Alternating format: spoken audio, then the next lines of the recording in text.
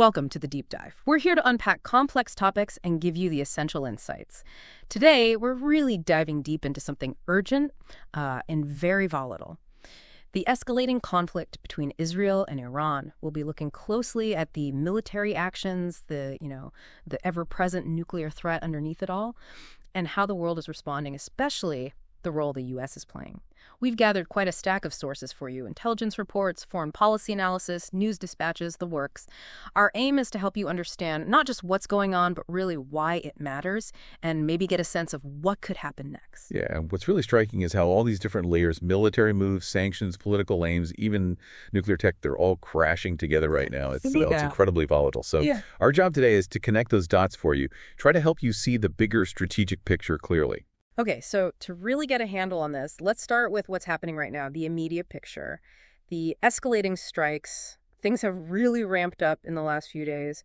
What are our sources telling us about the Israeli strikes and Iran's response? Okay, so the sources show Israel conducted some pretty extensive airstrikes. This was June 16th and 17th.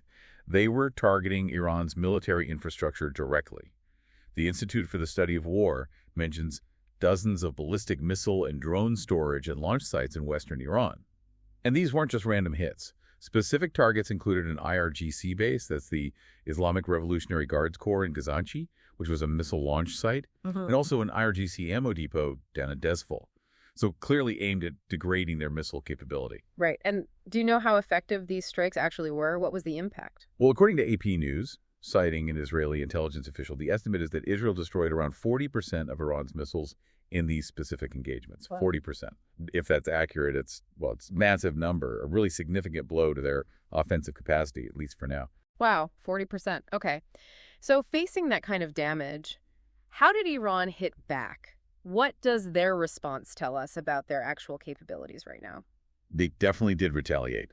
Sources confirm Iran struck what they identified as the Israeli Military Intelligence School in Camp Moshe Dayan in Tel Aviv. This was on June 17th, the damage to a warehouse there. AP News also reports that Iranian missile attacks were frequent enough that Israelis were forced into shelters pretty regularly every few hours. And tragically, there's a human cost. Reports mention 24 people killed and over 800 injured in Israel from these attacks. Okay, so that estimate, 40% of Iran's missiles destroyed. But then Iran is still able to launch these barrages. It seems a bit contradictory, doesn't it? Especially since OFAC says Iran has the largest ballistic missile program in the Middle East, hundreds of missiles. Yet we have an expert from the Atlantic Council suggesting Iran's bark is worse than its bite, basically saying Israel's edge has really weakened them. How do we square that? That's a really key point. The Atlantic Council analysis suggests Iran might be facing supply constraints, meaning they might be launching missiles in more limited quantities, maybe to preserve capacity.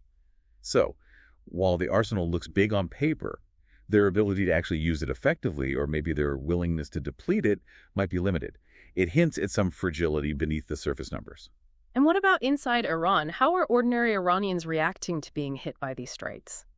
It's complex. Sources point to real public anger, directed at their own authorities, actually, for not providing warnings. Strikes hitting residential areas, apparently without air raid sirens. That's causing frustration.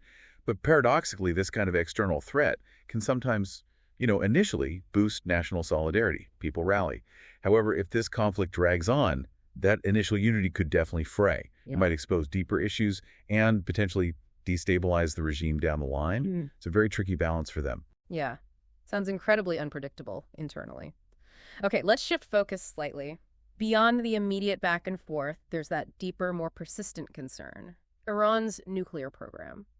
What are the sources telling us about their nuclear activities, their proliferation efforts? Right. The IAEA, the International Atomic Energy Agency, is central here. They're the watchdog.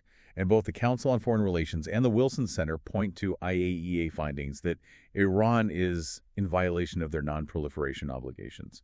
Basically, not being fully transparent, failing to report details about its nuclear materials and activities, that's always a worry. Plus, TRT World Research Center analysis highlights that Iran has enriched uranium up to 60%. 60%. And just to remind everyone, civilian power usually needs less than 5%, right? Weapons grade is 90%. Exactly. So 60% is way beyond civilian needs and uncomfortably close to that weapons threshold. It's why it causes so much international concern. So have Israel's recent strikes actually hit any of these nuclear sites? And did it make a difference? Yes. The IAEA confirmed the Natanz enrichment site was impacted. Thankfully, no reports of elevated radiation levels. Other sites, like Esfahan and Tehran's conversion facilities, were also apparently hit. However, the big challenge is Fordo. That enrichment facility is buried deep underground. Reports say maybe 200, 300 feet down. Wow. Yeah. Current Israeli conventional weapons likely can't reach it effectively. Both the Atlantic Council and Wilson Center suggest tackling Fordo would probably need U.S. involvement. That's a major limitation for Israel acting alone. So given that limitation, and hitting some sites but maybe not the most critical one, how effective are these strikes really at stopping Iran from getting a bomb? Well, the Atlantic Council suggests Israel's goal isn't necessarily total destruction right now. It's more about trying to significantly delay Iran's nuclear program, maybe by at least a year. But here's the paradox, the real gamble. Military action could actually backfire. The Atlantic Council points out it might encourage Iran to break out toward a nuclear weapon. If Tehran sees these strikes as an existential threat, like an attempt at regime change, not just deterrence, well, they might decide a bomb is their only guarantee. Or they could pull out of the Non-Proliferation Treaty, the NPT, altogether. Which would mean less international oversight. Exactly. We'd lose visibility. The international community would have much less idea what they're actually doing. It could make the whole situation even more dangerous, more opaque. It really forces you to question if this path achieves the intended outcome. A very high-stakes gamble indeed. Now, the nuclear program is one thing, but delivering a potential weapon needs missiles. Let's talk about Iran's missile procurement. How are they getting the parts? Right, it's deeply linked. OFAC, the Office of Foreign Assets Control, put out an advisory detailing Iran's methods. It's extensive and, frankly, quite sophisticated. The main players running this are the Aerospace Industries Organization, AIO, and the IRGC, both already under U.S. sanctions. And the techniques they use are, well, they're designed to deceive. They obscure who the final user is through layers of transactions. They falsify documents, use third countries to ship things through, employ complex financing. It's all about hiding the ball. So it's not straightforward purchasing? Not at all. It's a real challenge for global controls. And it means businesses, even unintentionally, can get caught up in this. Robust due diligence becomes absolutely critical. What kinds of specific things are they trying to get their hands on? A whole range of specialized goods. Things like carbon fiber production equipment for making missile bodies lighter and stronger, advanced CNC machines for precision manufacturing, high-grade aluminum alloy, and then crucial electronics. Things like cryogenic accelerometers, digital signal processors. These are vital for accurate guidance. Not exactly off-the-shelf components. Definitely not.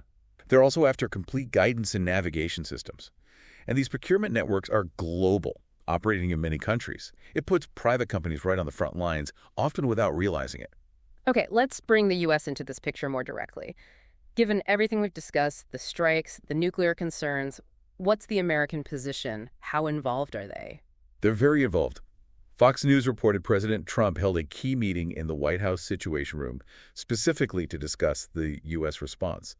Just holding it in the Situation Room tells you how seriously they're taking it. That's where the critical intelligence flows, where the biggest decisions get made in a crisis. And military posture. Are we seeing boots on the ground or ships moving? We're seeing significant shifts. The Pentagon approved significant force posture changes. That includes deploying a large number of refueling tankers, KC-135s, KC-46s, which lets aircraft stay airborne longer.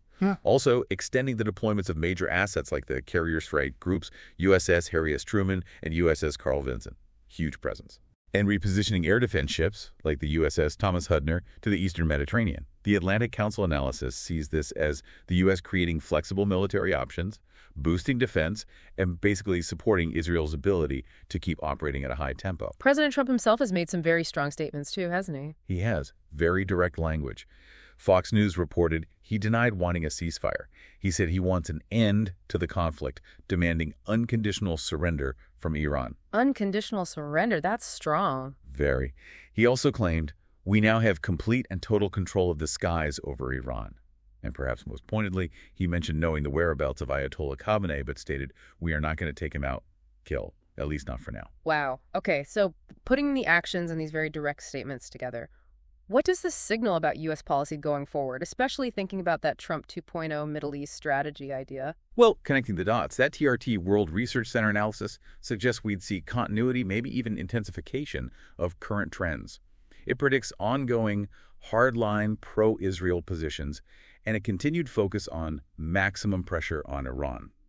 This likely means more tailored sanctions hitting Iran's strategic spots, plus continued Israeli military ops, backed by, as the analysis puts it, unwavering military and political support from the U.S. And look at the potential appointments mentioned in that analysis.